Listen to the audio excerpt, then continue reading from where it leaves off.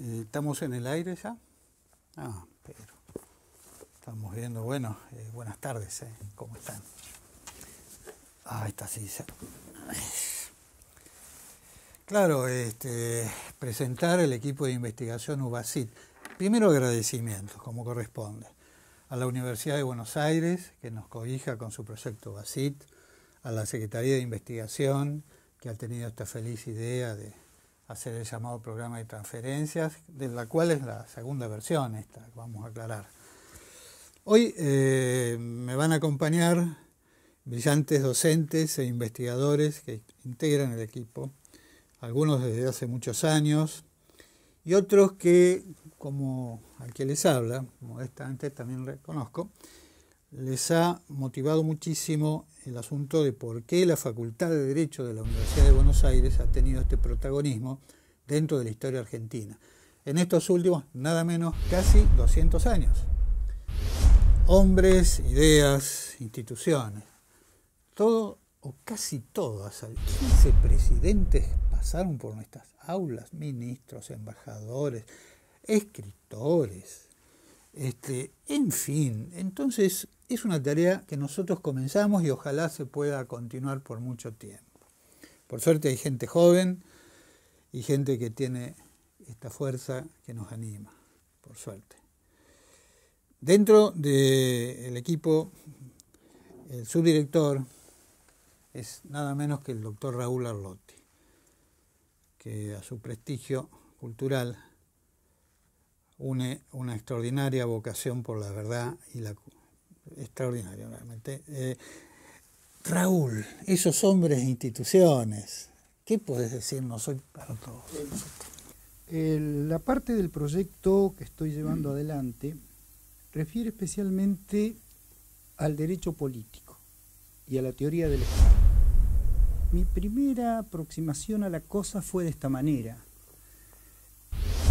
¿Cómo recibieron nuestros dirigentes, estos hombres que se formaron en estas aulas, los primeros contactos con el pensar político? ¿Cómo se dio?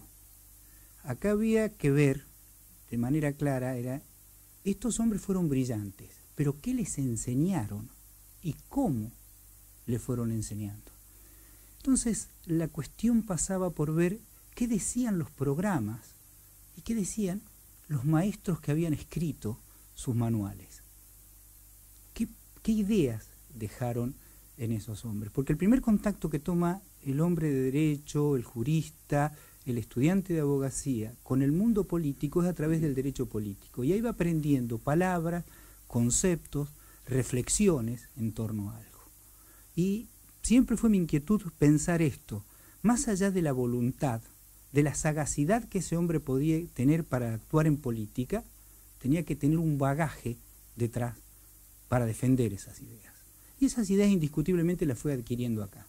Y el primer contacto que tuvo con ellas fue en estas materias, en derecho político y actualmente en la teoría del Estado.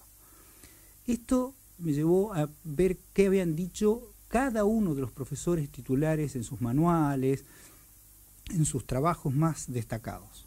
Y el primer autor que tomé, el primer profesor que tuvo esta materia, fue Mariano de Bedimitre, que además un gran erudito, un traductor del inglés perfecto, a Shakespeare incluso tradujo, ha escrito una obra fenomenal, cuantiosa, pero me llamó la atención cuáles eran los conceptos iniciales que él tenía para transmitirle a sus alumnos. Así comencé a ver cada uno de los que fueron siguiendo en la cátedra y tengo el honor de decir que uno de los 12 manuales que han integrado esa estructura es el suyo, doctor, el de doctor Tulio Ortiz. En esto consiste mi trabajo de investigación. ¿Qué quiero saber con ese trabajo de investigación? ¿Qué quiero buscar? Ver cómo le enseñaron a esos hombres que de una u otra manera fueron haciendo desde 1920 en adelante, desde la década del 20 hasta nuestros días, fueron haciendo nuestro país y tomaron decisiones y crearon instituciones, crearon formas de ver el mundo, de interpretar, dieron parte de sí y fueron dejando a los demás una huella, que no, han dado algo que es esto, es nuestro país hoy. Esa es mi inquietud y eso es lo que estoy llevando adelante. Sí, realmente en forma brillante, doctor. Por otra parte, venía pensando, mientras usted hablaba, que otro de los grandes hombres, si hiciéramos una lista acá de todos los grandes hombres que pasaron por nuestra facultad, yo creo que en el momento podríamos armar una lista de 50 personas. Los Rivarola, Rodolfo Rivarola, Mario Rivarola, Horacio Rivarola. El doctor Agustín Cárdenas, que por razones académicas prioritarias, digamos, muy justificadas, no puede estar presente, se ocupa de esto. Yo quiero hacer mención porque realmente los trabajos de Agustín Cárdenas sobre este tema son profundos y actualizados. Además de los Rivarola, otros hombres excepcionales incursionaron por otras áreas, ya del derecho privado. Entonces, ¿qué mejor que contar con la doctora Luciana Orlotti, que nos va a hablar de qué era, doctora, que ya me olvidé. De los orígenes del derecho internacional privado en nuestra facultad. En realidad yo me interesé como profesora de derecho internacional privado precisamente en las grandes obras, en los grandes maestros de los orígenes, desde 1821 hasta aproximadamente principios del siglo XX. E hice, digamos, un primer trabajo en donde específicamente y, digamos, tomando como punto de partida en alguna medida el derecho natural y de gentes, que así fue el primer nombre que de alguna manera tenía la disciplina, siendo que de cualquier manera se estudiaba tanto lo que hoy es el derecho internacional público como lo que es también el derecho internacional privado. Recién a partir de 1863 ya la materia, si bien mantiene el mismo nombre, derecho natural y de gentes, por otra parte, ya tiene un contenido mucho más claro, sobre todo con quien se considera el primer profesor de la disciplina, que es Federico Pinedo. A continuación, pude advertir y darme cuenta que un gran maestro del derecho internacional privado, que ha dejado incluso sus obras y que actualmente estoy analizando, fue Amancio Alcorta.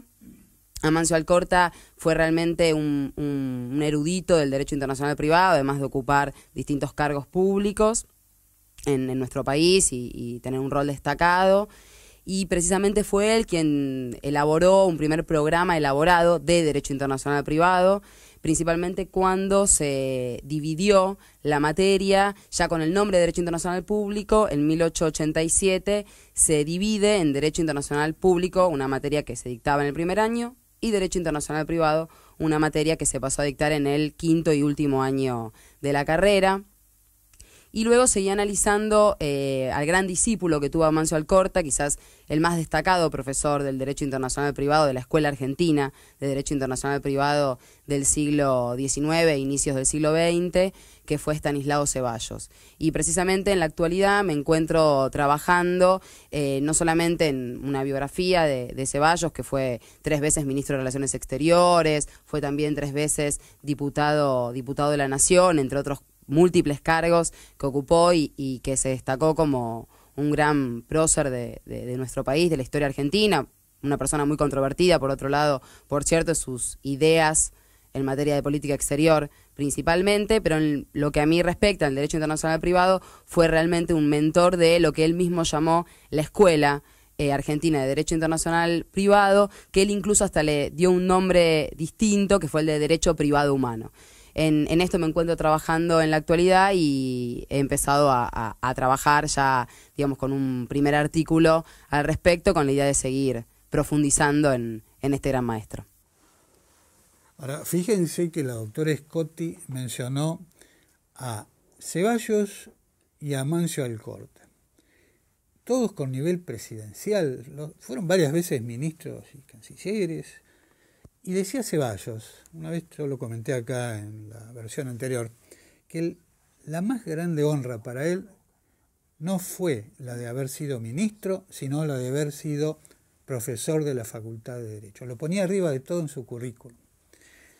Esos grandes hombres se volcaron. En una época se hablaba de los educacionistas en la Argentina. Es impresionante la cantidad de figuras de primerísimo nivel que influyeron sobre la educación argentina. A nivel primario, a nivel secundario, a todos los niveles. Impresionante. Dentro de nuestro equipo, la doctora Lescano Galardi se ocupa de este tema realmente importante.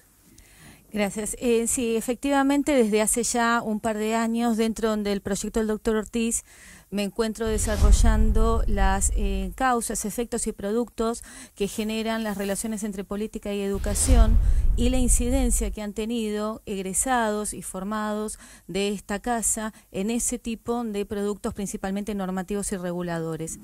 La investigación del año pasado que concluí giró en torno a algo que para el ámbito docente ha sido y es significativo en razón a la protección del profesionalismo y de la labor docente, que ha sido el estatuto docente. Este estatuto docente, si bien es sancionado en el año 58 dentro de la gestión presidencial de un egresado de la casa, de nuestra casa, el doctor Arturo Frondizi, porta o presenta antecedentes y propuestas que ya en origen hacia el 1900 podemos encontrar, tanto en el ámbito nacional como provincial.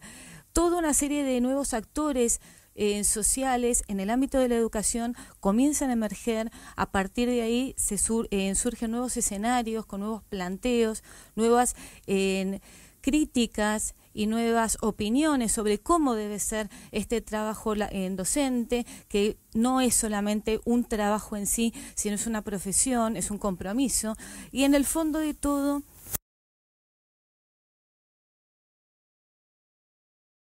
sociales de la primer cincuentena del siglo XX es la concepción que tienen de formar al ciudadano.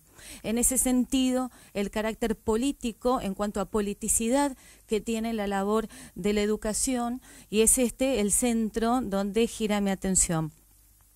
En sentido estricto y ya adecuándome a lo que es el estatuto del año 58, que tiene precedentes incluso en tiempos peronistas, lo que tiene como principal eje es generar una independencia del actor educativo y del actor educador, o sea, educación, educativo y educadores comienzan a formar parte de un nuevo escenario laboral y profesional de todo aquel que decide transferir conocimiento y construir conocimiento en conjunto para formar ciudadanos. El estatuto tiene varios puntos que hoy por hoy están en controversia, principalmente la selección, el acceso a este trabajo, la construcción de las juntas de calificación. Es un tema que hoy está no solamente en la mesa de reflexión, sino de reconstrucción y relectura. Por eso me parece muy importante que justamente tenga como centro de atención la gestión de Frondizi, porque del mismo modo que en la línea que están investigando mis colegas, es cómo fueron formados quienes egresan de esta casa, quienes luego construyen formación y profesionalismo.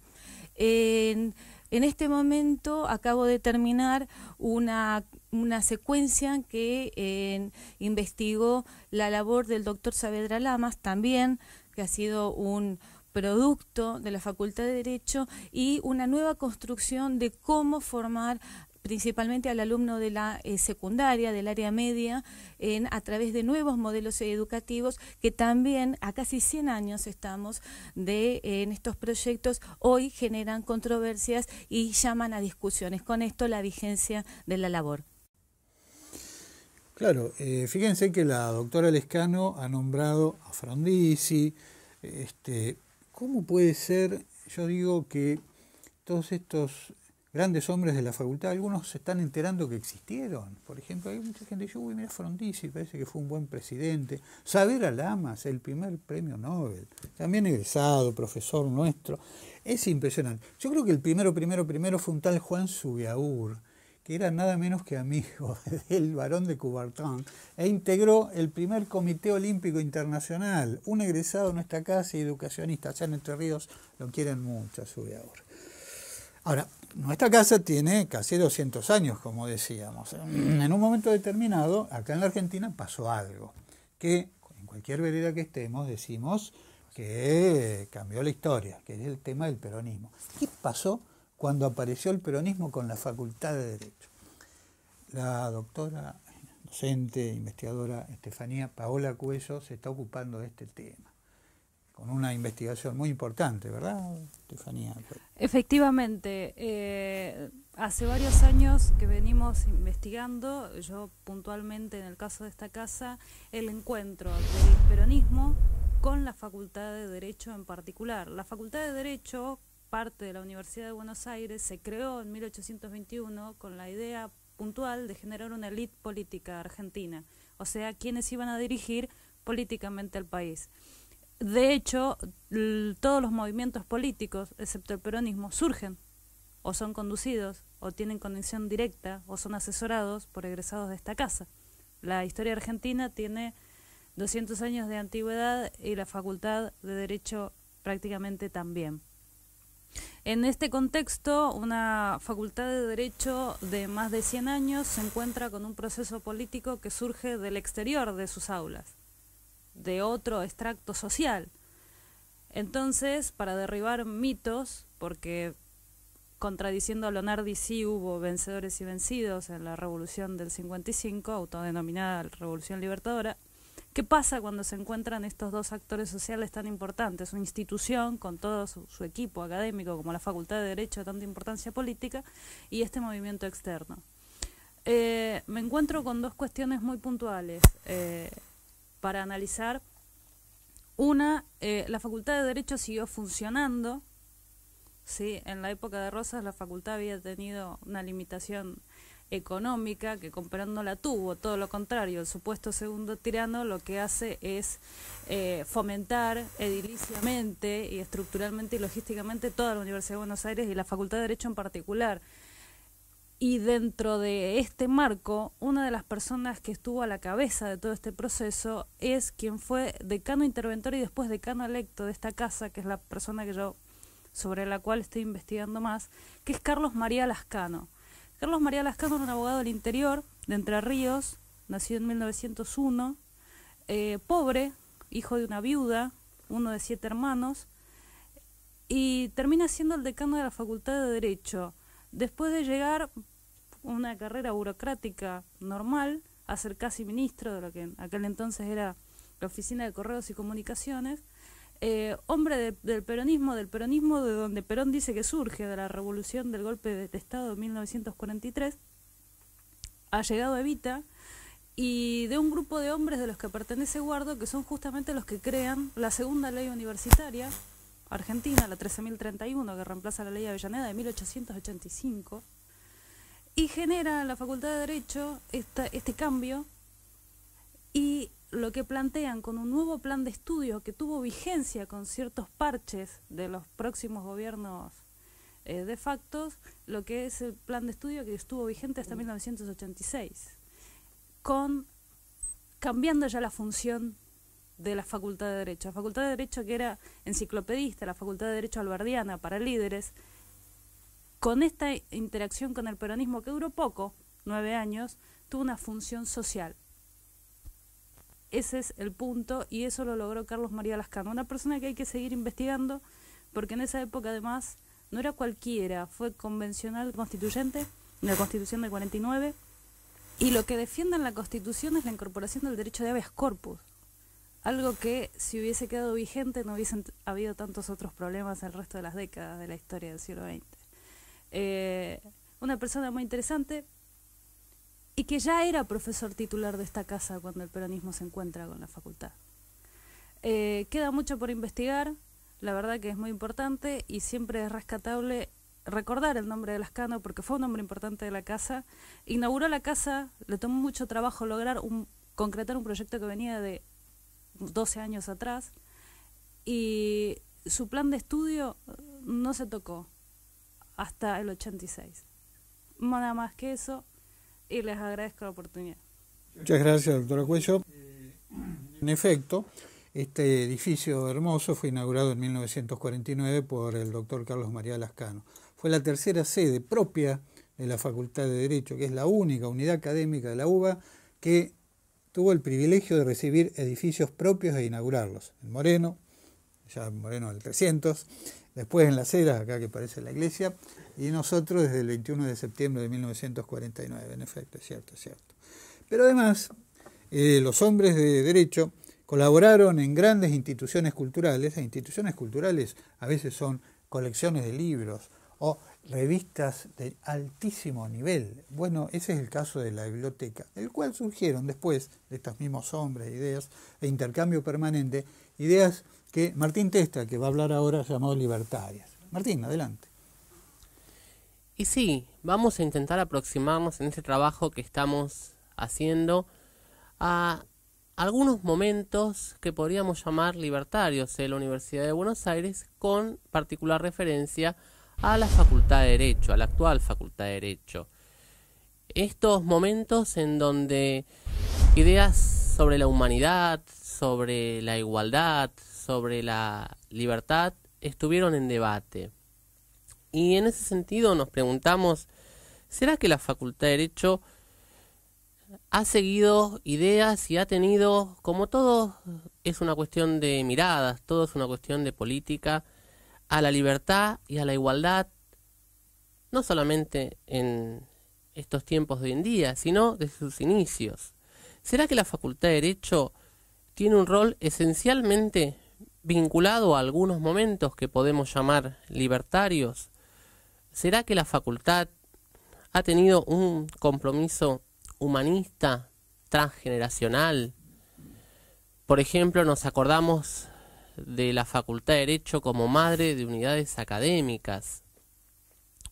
Sí, tenemos que recordar también a la Facultad de Derecho como precursora del feminismo en Argentina, con esa tesis que fue un hito previo a la consolidación del Estado argentino. Nos referimos a la tesis doctoral de Cristian de María, tesis que se encuentra y que integra el acervo, el patrimonio cultural de esta casa en la biblioteca central de esta institución. Esto implica hablar, más que de la Argentina, los abogados, de la identidad, del protagonismo de la Facultad de Derecho. Y entonces acá reflexionamos si hablar de la historia de la Facultad de Derecho implica hablar de una pluralidad de historias, o si tal vez la Facultad de Derecho implica una historia de pluralismo. Y teniendo en miras justamente a esta identidad, a esta autonomía de la Facultad de Derecho, esta aproximación que estamos intentando, no podemos dejar de mencionar, por ejemplo, el aporte de los hombres de la Facultad de Derecho en la revista La Biblioteca de Paul Grusac, o por ejemplo en ese movimiento que fue, en ese movimiento humanista, la Liga Humanista de Buenos Aires entre los años 50 y 60, que ha dado incluso hasta 2 rectores a la Universidad de Buenos Aires. Y en este sentido, creemos que tener presente la historia nos permite también tener una mirada acerca del porvenir. Y en este sentido, la impronta de pluralidad no puede estar ausente en la Argentina que nos merecemos, que imaginamos y que queremos, digna, tecnológica y saludable, en la cual la Facultad de Derecho también tiene mucho que aportar, mucho derecho por recorrer y muchas historias por seguir descubriendo. En ese camino estamos, en ese navegar estamos trabajando. Muchas gracias, Martín Testa. Sí, claro, voy a decir algunas palabras finales. Quiero recordar, tomando el final de lo que decía Martín, a Celia Tapias, que fue nuestra primera abogada ya por principios de siglo, me recuerdo. Y a Benjamín Zorriza, que fue el abogado que defendió a Élida Paso en 1880, por ahí, para que pudiera inscribirse en la Facultad de Medicina, porque decían que una mujer no podía estudiar medicina. Benjamín Zorriza, nuestro egresado, hizo lo que hoy sería un recurso de habeas corpus y por orden judicial la inscribieron a Élida Paso, que hubiera sido la primera médica argentina si el destino no hubiera tenido otro. En fin, murió muy joven estudiando medicina. Había sido condecorada por el doctor Nicolás Avellaneda durante la Guerra Civil de 1880. Eduardo Barbarosh, tantos años en nuestra investigación, yo creo que hace como 15 años que está con nosotros. No pudo por razones profundamente explicables, de nivel profesional. Yo le dije, Eduardo, es una pena terrible, pero voy a tratar de decir que él está investigando lo que él llama los avatares en la vida de Satanowski, ese profesor egresado, víctima, voy a cerrar con esto, de una doble injusticia. Primero lo mataron y después lo hemos olvidado. Doctor Marco Satanowski. Gracias, Eduardo, por recordarlo a Satanowski dentro de nuestro proyecto. Gracias a ustedes también, las que están detrás de las cámaras. Muchas gracias. Nada más.